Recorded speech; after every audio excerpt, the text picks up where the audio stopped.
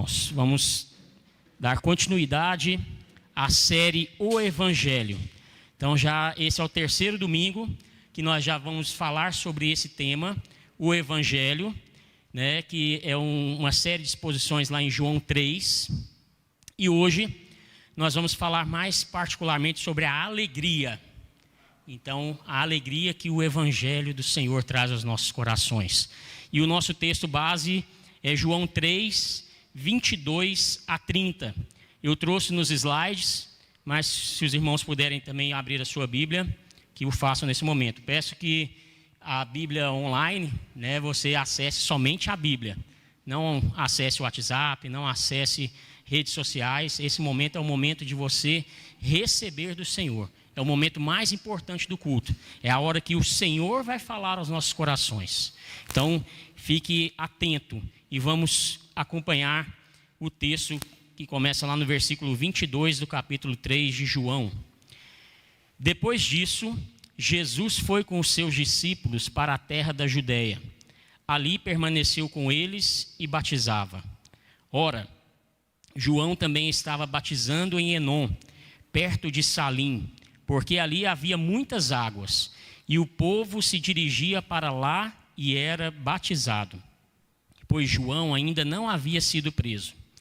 Então surgiu uma discussão entre os discípulos de João e um judeu a respeito da purificação. E foram até João e lhe disseram: Mestre, aquele que estava com o Senhor no outro lado do Jordão, do qual o Senhor deu testemunho, está batizando e todos vão até ele. João respondeu: Ninguém pode receber coisa alguma se não lhe for dada do céu. Vocês mesmos são testemunhas de que eu disse: Eu não sou o Cristo, mas fui enviado como seu precursor. O que tem a noiva é o noivo. O amigo do noivo, que está presente e o escuta, se alegra muito por causa da voz do noivo, pois essa alegria já se cumpriu em mim. Convém que ele cresça e eu diminua. Vamos orar mais uma vez. Ó Deus, em nome de Jesus, Pai, que agora nesse momento nada nos distraia da Tua palavra, Pai. Que os nossos corações estejam atentos, os nossos ouvidos abertos e os nossos olhos possam enxergar a Tua palavra, possam enxergar a Tua vontade. Que em nome de Jesus, tudo que eu disser aqui não venha de mim mesmo, mas venha do Senhor, do Teu Santo Espírito, e possa trazer à Tua igreja edificação. Ó Deus, em nome de Jesus, que nessa noite ninguém que está aqui ou está em casa acompanhando pela transmissão saia do mesmo jeito que chegou, mas que o Teu Santo Espírito possa tocar, trabalhar e transformar tudo aquilo que precisa ser transformado.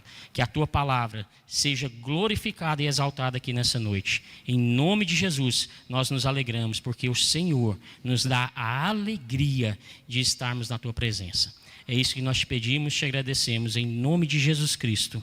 Amém. Irmãos, toda vez que eu vou expor a palavra é um grande desafio, não é fácil. Não é fácil estar aqui para poder trazer uma palavra tão maravilhosa como essa.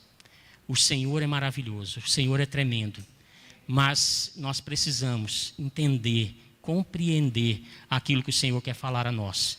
Então que nessa noite você possa estar realmente atento a tudo aquilo que o Senhor vai falar ao seu coração e que você possa não mais falar, não, deixa para depois, deixa para quando eu estiver velhinho lá no meu leito de hospital, quase morrendo, aí eu vou louvar o Senhor. Não, é agora. Nós vamos ver por que eu estou falando isso. Vamos lá, vamos começar então com uma história aqui. Há muitos anos atrás, alguns exploradores estavam à procura de ouro em Montana. Estavam procurando ouro lá nas montanhas lá, né? Nas minas. Quando um deles encontrou uma pedra anormal. Quebrando-a, viu que tinha ouro. Trabalhando avidamente, os homens depressa conseguiram uma abundância do precioso metal. Com um desenfreado prazer gritaram: Encontramos ouro! Estamos ricos! Antes deles irem à cidade para buscar mantimentos, concordaram em não dizer nada a ninguém sobre o que passaram ali. Quando eles estavam lá na cidade, nenhum deles abriu a boca e falou nada. No entanto, quando eles estavam indo embora, voltando lá para as minas, um grupo de homens aproximou deles e falou: nós queremos ir com vocês. E aí, eles falaram assim: vocês encontraram ouro. E eles falaram: mas quem falou isso para vocês? E eles falaram: ninguém.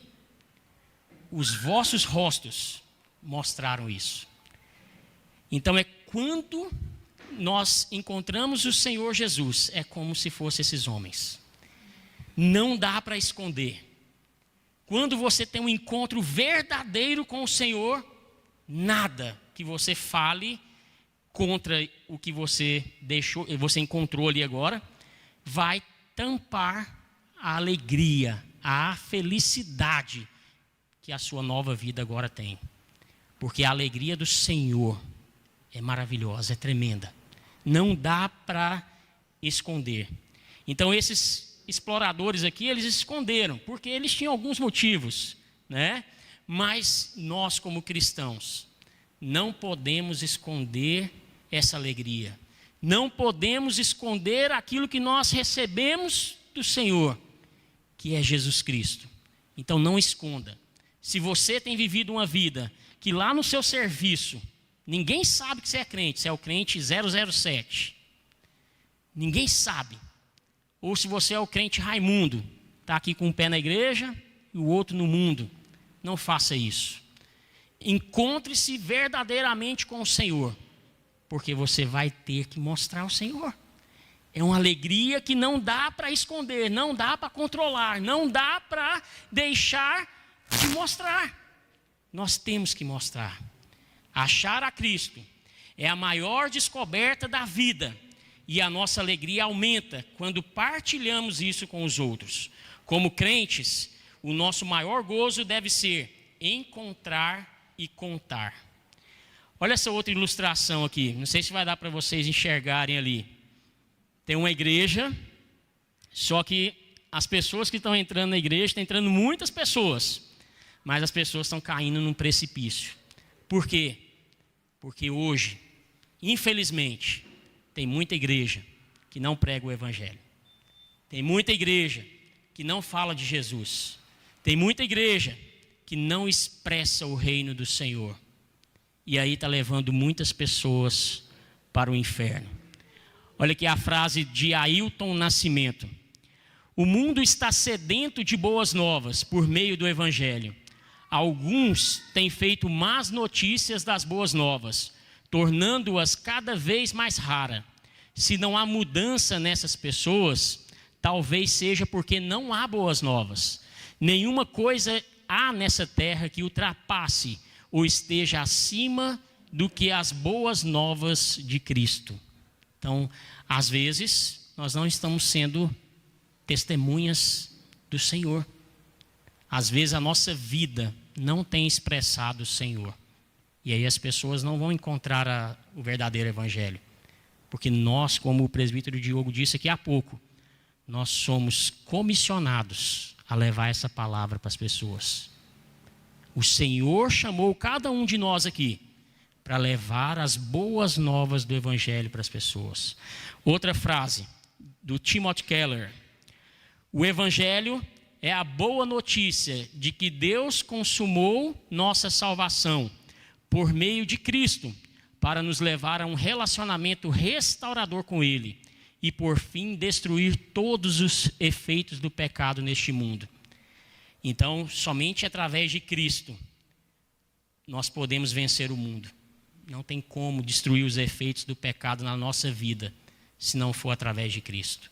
Não adianta você tentar, não adianta você bater a perna e falar: não, por mim mesmo, eu vou fazer. Não adianta. Se não for através de Cristo, não vai dar certo. Vamos lá. Contexto. Vamos fazer um contexto literário aqui daquilo que nós já estamos estudando, né, do nosso tema da série. Então, nós começamos lá com Nicodemos, um fariseu que estimava a Cristo como mestre, mas não o via como Senhor e Salvador.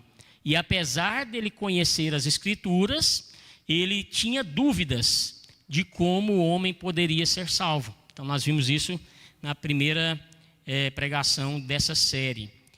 Cristo o ensinou sobre o novo nascimento, que através da ação do Espírito Santo leva o homem à conversão e regeneração. O presente de Deus, que já foi a segunda mensagem, domingo passado, o presente de Deus, que é a salvação, é para todo aquele que crê que Cristo é Deus, Senhor e Salvador. E não é apenas para os judeus. Os judeus criam que era só para eles. E ainda hoje existem religiões que creem que é só eles que vão ser salvos. A Bíblia fala que não. A Bíblia fala que todo aquele que nele crê não pereça, mas tenha a vida eterna. Então é qualquer pessoa, de qualquer etnia, de qualquer raça, de qualquer país, onde quer que ele esteja nessa terra, se ele ouvir a palavra, crer que o Senhor é Deus, que Cristo ressuscitou, ele vai ser salvo. E esse presente só foi possível por causa do magnífico amor de Deus pelas pessoas de todo o mundo. Não quer dizer que todas as pessoas vão ser salvas, mas quer dizer que todos aqueles que crerem serão salvos. E Cristo veio para salvar aqueles que creem, mas aqueles que não creem já estão condenados. Então não tem outra forma. Se você crer, você vai para o céu reinar com Cristo. Se você não crer, já tem um lugarzinho preparado lá no inferno. Essa é a realidade. Não tem outra alternativa.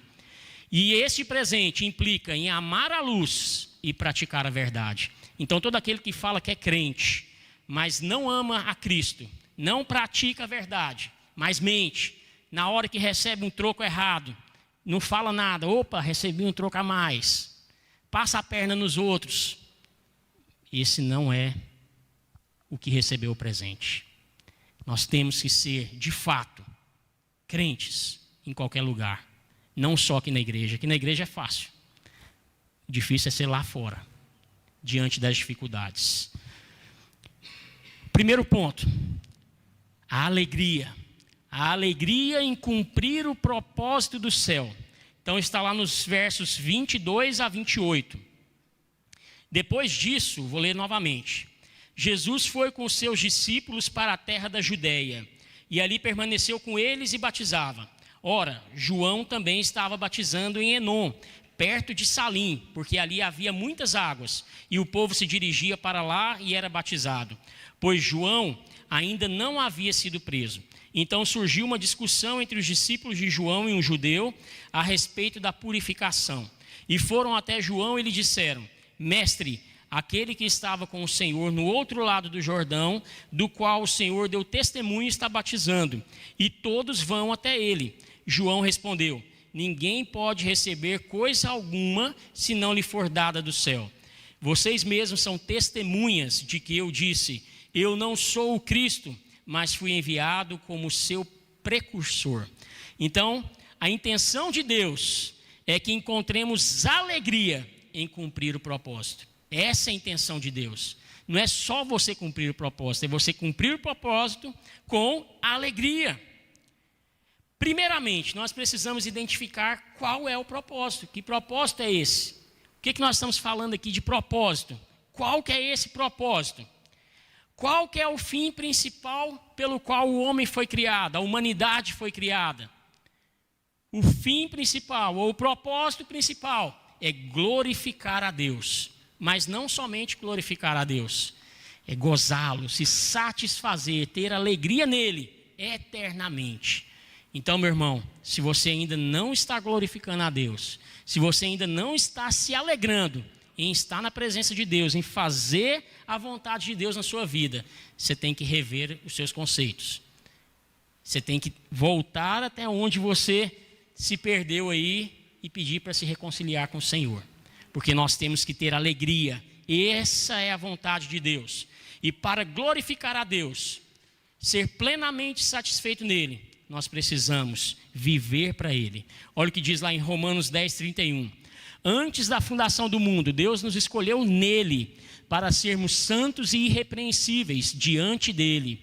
Em amor nos predestinou para ele, para sermos adotados como seus filhos, por meio de Jesus Cristo, segundo o propósito da sua vontade, para louvor da glória de sua graça, que ele nos concedeu gratuitamente no amado.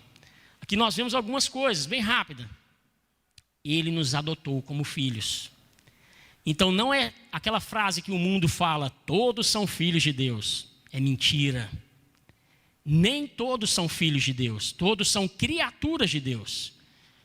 Só Jesus é filho de Deus. Nós somos adotados, filhos adotivos do Senhor. Mas nós só recebemos essa adoção a partir do momento que nós cremos. Se nós não cremos, não tem jeito. Continuamos a ser criatura. Outro ponto aqui, ele nos concedeu gratuitamente, mas não foi de graça. O Senhor Jesus pagou um altíssimo preço na cruz por nós. Você recebe de graça, mas ele pagou um altíssimo preço. Ele morreu no seu lugar. Era você que tinha que estar pregado naquela cruz. Era você que tinha que morrer por causa do seu pecado. Você que pecou, não foi Jesus, mas ele morreu por você. João Batista tinha plena convicção do seu propósito. Plena convicção. Cumprir o propósito não é meramente você cumprir uma meta, um planejamento, mas é você ter um relacionamento ímpar, pessoal e intransferível com o Senhor. Não adianta você falar, pastor, presbítero, fulano, ora por mim, peça ao Senhor para que Ele me dê força. Você pode fazer isso. Jesus te deu livre acesso para você fazer isso diante de Deus. Ele é o seu mediador. Você não precisa de outra pessoa. É claro, você pode pedir para o pastor, para o presbítero, para qualquer pessoa orar por você, não tem problema nenhum. Mas você não pode depender dessas pessoas para que você alcance essa alegria. Porque isso é pessoal, é intransferível. Você não pode passar para outra pessoa essa responsabilidade, é sua. Não adianta você falar, não, a pessoa está orando por mim ali, eu vou ser salvo. Não, você tem que crer no Senhor. Vamos ver Salmo 25:14. O Senhor confia o seu segredo aos que o temem, aos quais Ele dará a conhecer a sua aliança. Quando nós entendemos esse propósito, nós encontramos o sentido das coisas. Tudo faz sentido para nós. E nós passamos a viver alegres, exultantes no Senhor. Pois o próprio Deus nos escolheu para termos comunhão e intimidade com Ele. Olha esse versículo. O Senhor confia o seu segredo aos que o temem. Que maravilha. O Senhor vai contar os segredos dele para nós. Você conta o seu segredo para qualquer pessoa? É só para quem você tem intimidade. Você tem comunhão diária, o tempo todo. Você está nos pés do Senhor. Aí Ele vai falar no seu ouvido os segredos dele para você. Cristo é superior, pois Ele é Deus, Senhor e Salvador. O batismo de João Batista, que nós vemos aqui, está falando tanto de batismo aqui, mas esse batismo de João Batista fazia era diferente do batismo que a gente faz hoje. Não é o mesmo batismo. Naquela época, existia rituais de purificação já dentro dos judeus lá. Eles já tinham alguns rituais. Eles tinham o tal de mikvah, que era um ritual de... Deixa eu só achar aqui direitinho, aqui, que não deu para gravar tudo, não. Era um ritual de imersão, que eles eram imergidos na água para purificação de pecados. Tinha também o Yom Kippur, que era de expiação pelos pecados, uma festa que eles faziam para expiação dos pecados. E o batismo de João é para arrependimento de pecados. Ele mesmo diz, eu batizo para arrependimento, mas aquele que vem depois de mim, Jesus, ele vai batizar com o Espírito e com fogo. Então o batismo que nós temos hoje é um batismo diferente do que foi feito naquela época. O batismo de Jesus, ele foi para representar algo que a lei exigia. Naquela época, o rei, para ser coroado, ungido, ele precisava ser ungido pelo profeta. O profeta que precisava ungir o rei. Lembra quando Davi foi ungido? Né, o profeta foi lá na casa dele e ungiu ele como rei. Então, todos os reis que eram coroados, eles eram ungidos. E aqui no batismo de Jesus, ele recebe a tríplice unção. Ele é ungido como profeta, porque além de revelar a Deus, ele revelou ao Pai, ele revelava a palavra, porque ele próprio é a palavra. Então, Jesus recebeu a unção de profeta, a unção de sacerdote, pois que ele é o mediador entre os homens e Deus. Então ele é o mediador, o sacerdote. Naquela época, quando tinha aqueles sacrifícios, era o sacerdote que levava os sacrifícios para o Senhor. Lembra que o pastor já contou aqui, que tinha o Santo dos Santos, que o sacerdote tinha que ir até amarrado, porque se houvesse algo fora do padrão ali, ele era morto automaticamente ali. E tinha que puxar ele pelas cordas. E Jesus é o perfeito sacerdote. Ele é o perfeito profeta. Ele é o perfeito mediador entre Deus e os homens. E ele também foi ungido como rei. Cristo é Senhor, Salvador e governa sobre todas as coisas. Somente depois da ressurreição de Jesus, passou-se a batizar como nós temos o batismo hoje, em nome do Pai, em nome do Filho, em nome do Espírito Santo, o batismo cristão. E o próprio João já havia reconhecido a superioridade e divindade de Cristo. Mateus 3,11: eu batizo vocês com água para arrependimento, mas aquele que vem depois de mim é mais poderoso do que eu, do qual não sou digno de carregar as sandálias. Ele os batizará com o Espírito Santo e com fogo. Então João reconhece isso.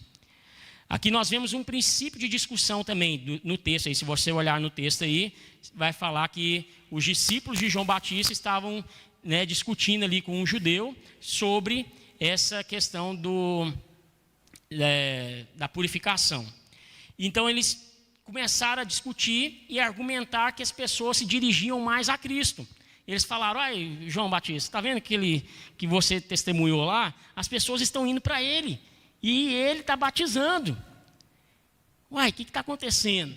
Eles queriam criar aqui uma rivalidade entre João Batista e Jesus. E queria diminuir João Batista. Nós vemos aqui que fala que Jesus batizava com os discípulos. Mas lá em João 4, versículo 2, fala que embora Jesus mesmo não batizasse, mas sim os seus discípulos, ou seja, Jesus mesmo ele não batizou. Por quê? Porque Jesus, ele é Deus.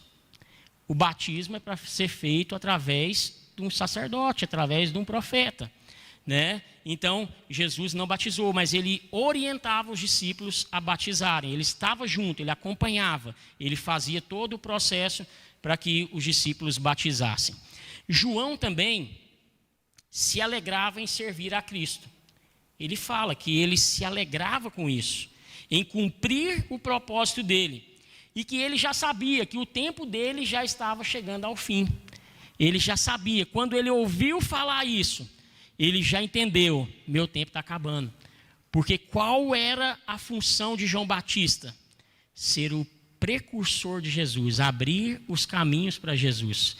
E se Jesus já estava fazendo o seu ministério, operando, ele entendeu que já tinha chegado o momento de cumprir. Por isso que o texto fala que ele ainda não tinha sido preso. Porque quando João Batista for preso, ele vai ser morto, né? Então esse é o final de João Batista. Ele vai ser morto, ele vai ter a cabeça dele colocada numa bandeja de prata, né? Então, mas ele sabia do propósito dele e sabia daquilo que ele tinha que fazer. É Deus que governa sobre todas as coisas. João Batista aqui trata de encerrar a discussão. Ele reafirma que tanto ele quanto Cristo foram chamados por Deus para uma missão, mas que a missão de Cristo era superior, era mais poderosa, era maior. Mas ele sabia que era Deus que estava fazendo todas as coisas. Deus é soberano e governa sobre todas as coisas. João Batista era apenas o precursor do Messias. Sua missão era preparar o caminho para que Cristo cumprisse a sua missão de redimir e de salvar a humanidade. E ele fala assim: ninguém recebe nada que não for do céu, porque é Deus que opera tanto o querer quanto o realizar. Lá em Romanos 11:36 fala que porque dele e por meio dele e para ele são todas as coisas. A ele seja a glória para todos sempre. Amém. Então é Jesus que opera todas as coisas. Vem dele, vem por meio dele e é para ele. Ele opera tanto o início quanto o fim. Todas as coisas vêm através de Jesus. Mateus 3, 1-3 fala assim: naqueles dias apareceu João Batista pregando no deserto da Judéia. Ele dizia: arrependam-se, porque está próximo o reino dos céus. Pois é a João que se refere o que foi dito por intermédio do profeta Isaías: voz do que clama no deserto, preparem o caminho do Senhor, endireitem as suas veredas. Então aqui está falando que o propósito de João Batista era abrir o caminho para o Senhor, preparar o caminho para o Senhor. João tinha total clareza de que ele era um servo e que ele não era quem realizava, mas Deus que realizava a obra através dele. Lá em Romanos 8, 29 e 30 fala: pois aqueles que Deus de antemão conheceu, ele também predestinou para serem conformes à imagem de seu Filho, a fim de que ele seja o primogênito entre muitos irmãos. E aos que predestinou, a esses também chamou. E aos que chamou, a esses também justificou. E aos que justificou, a esses também glorificou. Então é Deus que faz todas as coisas. Todo o processo está nas mãos de Deus. Saber que Deus providenciará todas as coisas necessárias para você cumprir o seu propósito tem que te dar alegria. Não é possível que você não se alegra em saber que Deus opera todas as coisas. Tem dificuldades? Tem. Tem lutas? Tem. O próprio Jesus falou: no mundo tereis aflições, mas tem de bom ânimo, se alegrem, porque eu venci o mundo por vocês. Então ele vai te dar tudo que você precisa. A alegria para você se manter firme e inabalável. Em segundo lugar, a alegria em ver a voz de Cristo alcançando a igreja. Versículo 29. O que tem a noiva é o noivo, e o amigo do noivo que está presente e o escuta se alegra muito por causa da voz do noivo, pois essa alegria já se cumpriu em mim. Então, aqui nós podemos ver que somos amigos de Cristo. Na tradição judaica, o amigo do noivo tinha um papel muito importante nessa cerimônia. Ele ficava do lado do noivo, cuidava de todos os trâmites que eram necessários para a cerimônia e ficava ali do lado dele até que chegasse o momento das núpcias. Aí sim ele se retirava. Mas tudo que era relacionado à cerimônia era o amigo do noivo que fazia. Então olha só o papel do amigo do noivo, importantíssimo. O noivo é Cristo, a noiva é a Nova Jerusalém. O que é a Nova Jerusalém? É a reunião de todos os santos, tanto do Antigo quanto do Novo Testamento. João Batista também está incluído nesse rol aí da Nova Jerusalém. Todos nós estamos. Então nós somos amigos do noivo. Lá em João 15, do 14 e 15 fala assim: vocês são meus amigos se fazem o que eu lhes ordeno. Já não chamo vocês de servos, porque o servo não sabe o que o seu senhor faz, mas tenho chamado vocês de amigos, porque tudo o que ouvi de meu pai eu lhes dei a conhecer. Olha que maravilha, nós somos amigos de Cristo. Nós somos servos, mas agora somos amigos, porque nós sabemos das coisas que o Senhor tem para nós.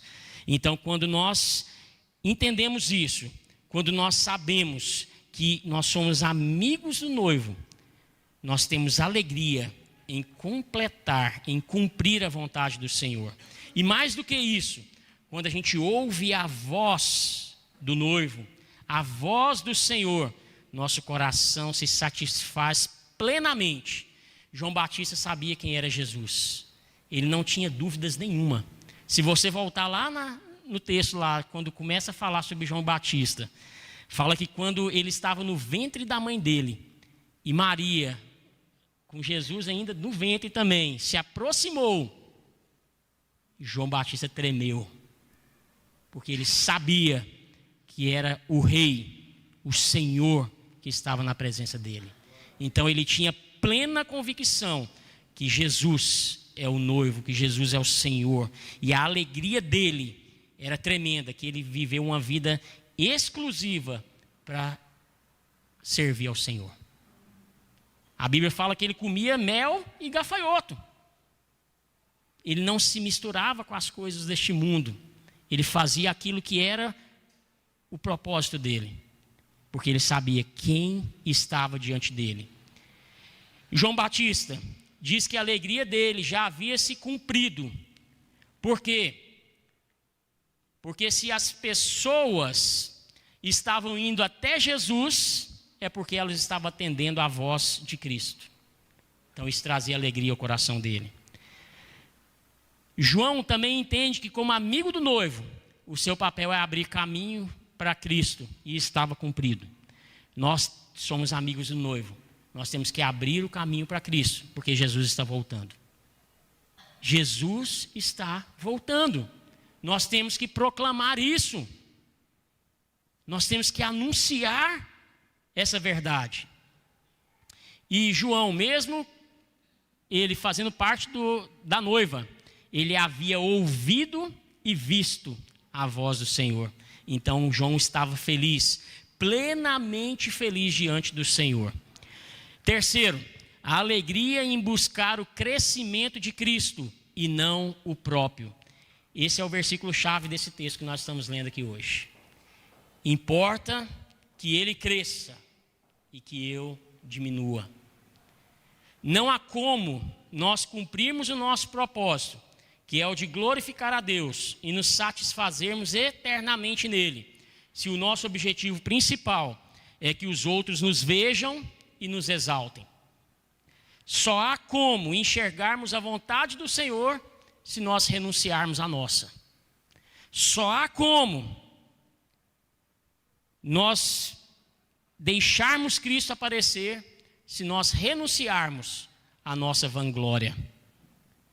Então não tem outra forma. Se você estiver no caminho do Senhor, na frente dele, ele não vai manifestar em você e através de você, porque o que importa é que ele cresça e você diminua.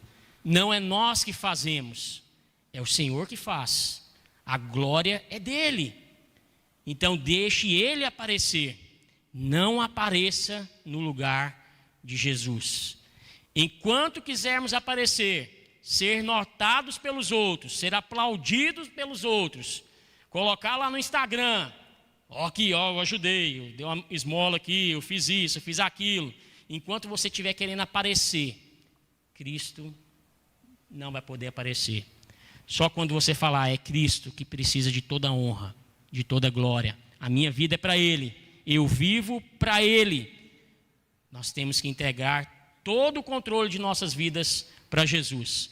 2 Coríntios 10:8 fala, porque não é aprovado quem recomenda a si mesmo, e sim aquele que o Senhor recomenda. Então, se for você que está se recomendando, não, eu sou o bonzão, eu entendo de tudo, eu sei tudo o que está acontecendo aqui, é por minha força que eu estou conseguindo isso. Você não vai ser aprovado, porque só é aprovado aquele que é aprovado primeiramente pelo Senhor. Só é recomendado aquele que o Senhor fala, esse aqui eu me comprazo. Como o Senhor disse no batismo de Jesus, eis o meu filho amado, em quem me comprazo. Gálatas 2:19 e 20, fala assim, porque eu, mediante a própria lei, morri para a lei, a fim de viver para Deus. Estou crucificado com Cristo. Logo, já não sou eu quem vive, mas Cristo vive em mim. E esse viver que agora tenho na carne, vivo pela fé no Filho de Deus, que me amou e se entregou por mim. Lá em Filipenses, acho que eu passei aqui. Não, ficou faltando Filipenses aqui. Eu vou ler para vocês aqui. Filipenses 2, 3 e 4 fala assim, não façam nada por interesse pessoal ou vaidade, mas por humildade, cada um considerando os outros superiores a si próprio.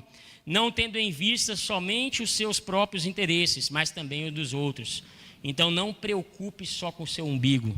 Não ache que você é o mais importante, que você precisa resolver só o seu problema. Se preocupe com o próximo. Nós não estamos nos preocupando com o próximo. O que o mundo fala? Seja feliz, viva a sua vida, faça do jeito que você quiser, o que você quiser, você pode fazer o que você quiser, você pode ser o que você quiser. Outra mentira. Nós somos de Cristo, nós precisamos viver o propósito de Cristo para as nossas vidas, e não o nosso propósito. Então não caia nessa mentira, e olhe para o próximo, porque o Senhor falou, só pode me amar aquele que ama o próximo como a ti mesmo. Então preste atenção nas necessidades de quem está do seu lado. Concluindo, o amor de Deus por nós nos tornou amigos de seu Filho Jesus. Isso é de fato uma grande dádiva do Senhor. O amor de Deus por nós é tão grande que nos proporcionou isso. O amigo, ele defende o outro, cuida, ajuda, se coloca na frente para não deixar que nenhum mal aconteça ao outro amigo. Jesus, o perfeito amigo, demonstrou isso na cruz. Ele nos defendeu, sofreu, morreu em nosso lugar, para que não perecêssemos, mas que tivéssemos a vida eterna com Ele. Jesus é o perfeito amigo. Se nós somos amigos de Cristo, nós também temos que defender o Senhor. Nós também temos que viver pelo Senhor, fazer tudo por Ele, porque Ele é o nosso amigo. Então nós temos que viver para o Senhor. Ele cuida de nós. E é tão maravilhoso saber que todos os dias Ele cuida de nós, nos protege e guarda de todo mal. Ele sabe tudo aquilo que você gosta.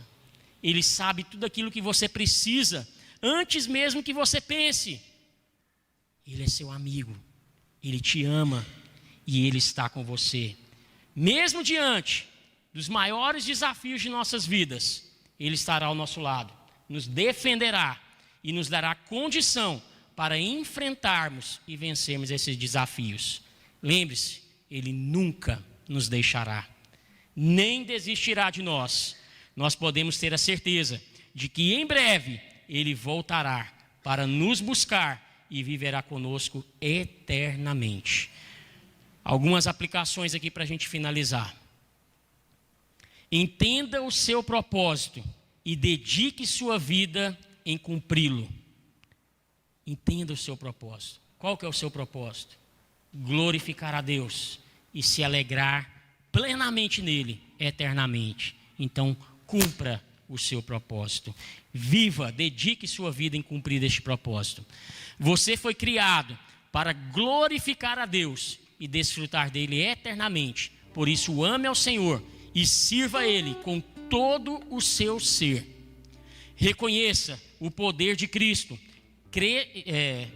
sua soberania, e que Ele providenciará tudo que for necessário para cumprirmos o nosso propósito.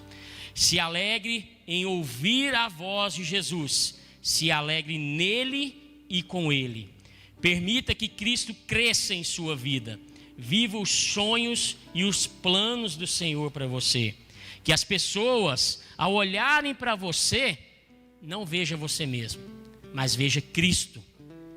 Lembre-se disso. Como que as pessoas podem olhar para nós e ver Cristo em nós? Somente se nós vivermos para Ele. Somente se nós vivermos de acordo com a vontade dEle. E nós não podemos aparecer. É o Senhor que tem que aparecer. Porque importa que Ele cresça e nós diminuamos. Jesus é o nosso amigo. Ele sempre estará ao nosso lado, cuidando, protegendo e guardando de todo mal. Se você ainda não se decidiu por Cristo, ou se ainda você está vivendo de uma forma que não é para cumprir o propósito do Senhor na sua vida, peça a Ele agora que Ele mude o seu coração, porque Ele quer ser seu amigo pessoal, Ele quer ser seu melhor amigo. Jesus é o nosso melhor amigo. Nós podemos contar com Ele para todas as coisas. Se entregue a Ele hoje mesmo. E o último versículo aqui para terminar é o versículo da série. E eu queria que você lembrasse dele aí. Todos nós talvez saibamos ele de cor. Porque Deus amou o mundo de tal maneira que deu o seu Filho unigênito, para que todo o que nele crê não pereça, mas tenha a vida eterna. Que Deus nos abençoe.